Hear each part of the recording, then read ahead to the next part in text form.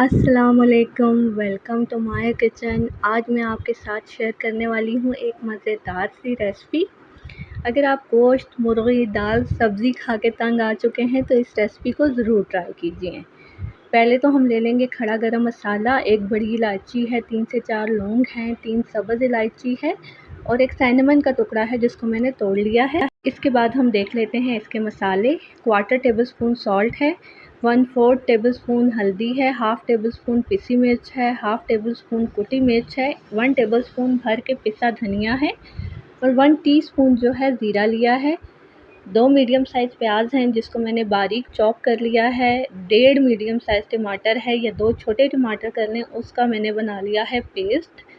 इसके बाद मैंने ले लिया है लोबिया जिसको मैंने 5 से 6 घंटे भिगो के रखा है और ये देखें ये बिल्कुल सॉफ्ट हो गया है। चलें अब रख लेते हैं ऑयल।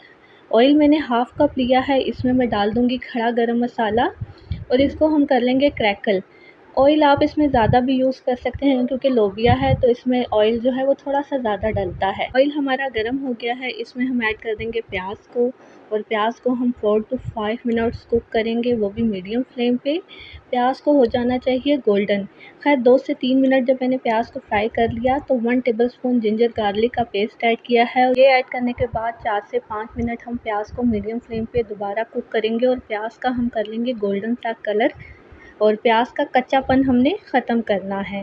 खैर जब प्याज होगी हमारी हल्की-हल्की गोल्डन तो हम इसमें ऐड कर देंगे टमाटो पेस्ट और पेस्ट ऐड करने के बाद हम इसमें कोई मसाला नहीं डालेंगे, सिर्फ़ टमाटर और प्याज को हम कुक करेंगे 3 से 4 मिनट तक के लिए ताकि टमाटर हल्के से पक जाएँ। जब टमाटर थोड़े से पक जाएँगे, ये देखें इस तरह हो जाएँगे तो फिर हम अपने इसमें ड्राई जो है इंग्रीडिएंट डाल देंगे, ड्राई मसाले डाल देंगे और वो ऐड करने के बाद हम इसको भूनेंगे मसाले को अच्छी तरह से। और आपने इसमें मसाला बहुत अच्छे तरीके से भूनना है और मसाला भुनने की बहुत ज़बरदस्त सी खुशबू आ रही है और ये जो रेसिपी है ये गोश्त से भी ज़्यादा मज़ेदार बनती है और हेल्दी बहुत होती है। खैर ये देखें मसाला हमारा अच्छी तरह से भुन गया है, इलायची की बहुत ज़बरदस्त सी खुशबू आ रही है। अब हम इसमें लोबिया ऐड कर देंगे, मैंने इसका पानी सारा ड्रेन कर लिया है और लोबिया इसमें ऐड करेंगे और लोबिया ऐड करने के बाद हम इसको दोबारा भूनेंगे। आपने मसाले में लोबिया को भूनना है कि लोबिया का पानी भी ड्राई हो जाए और इसका ऑयल सेपरेट हो जाए।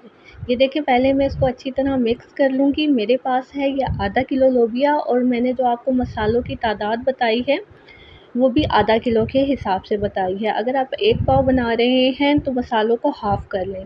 खैर मैं इसको तकरीबन 8 से 10 मिनट मुझे भूनने में लगेंगे और ये देखें आपने इसको अच्छी तरह से भून लेना है। देखिए लोबिया जो है वो मसाले के साथ भुन गया है और हल्का-हल्का सा मुझे साइडों में ऑयल नज़र आने लग गया है। अब हम इसमें पानी ऐड करेंगे, पानी आप अपने हिसाब से ऐड करें।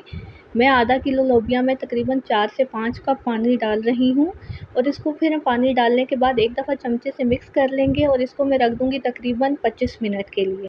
आप अपने अकॉर्डिंग टाइम देख लें। और ये देखिए जब मैंने ढक्कन हटाया है तो लोबिया का पानी भी ड्राई हो चुका है और एक दाना मैं लोबिया का आपको उठा के दिखाऊंगी और ये देखें माशाल्लाह से कितना ज़बरदस्त सा ये गल भी चुका है।